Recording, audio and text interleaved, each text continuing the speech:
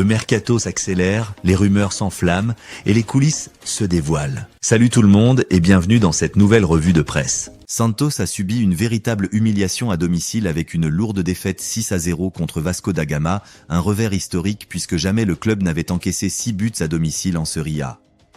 Neymar, impuissant et submergé par l'émotion, a quitté le terrain en larmes, incarnant la crise profonde que traverse son club formateur.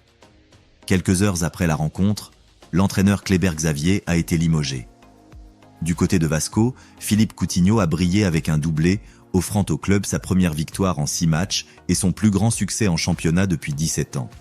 Pour Neymar, cette humiliation est un coup dur symbolique. Revenu pour relancer Santos, il se retrouve au cœur d'un club fragilisé, miné par l'instabilité et un manque flagrant de cohésion. Pour Santos, la situation est alarmante. Promu récemment en Serie A, le club se retrouve déjà à 2 points de la zone de relégation. Sans réaction rapide, le spectre d'une nouvelle descente hante les supporters.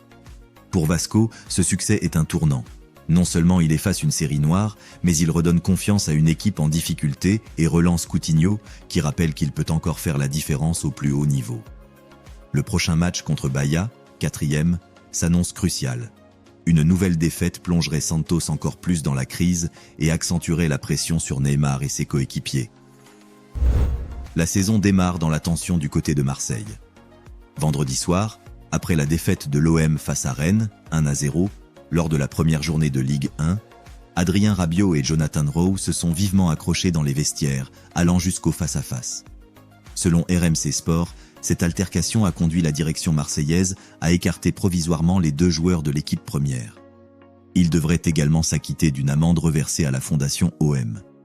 Résultat, le groupe qui s'entraîne ce lundi soir ne sera pas au complet. Cet incident illustre un climat déjà tendu dès le coup d'envoi de la saison, ce qui n'envoie pas le meilleur signal aux supporters. Alors que l'OM cherche à se relancer sportivement après un début compliqué, la discipline interne sera un facteur clé. La gestion de ce type de conflit par le club déterminera si le vestiaire marseillais peut rester uni ou si ces tensions risquent de fragiliser l'équipe dès les premières semaines.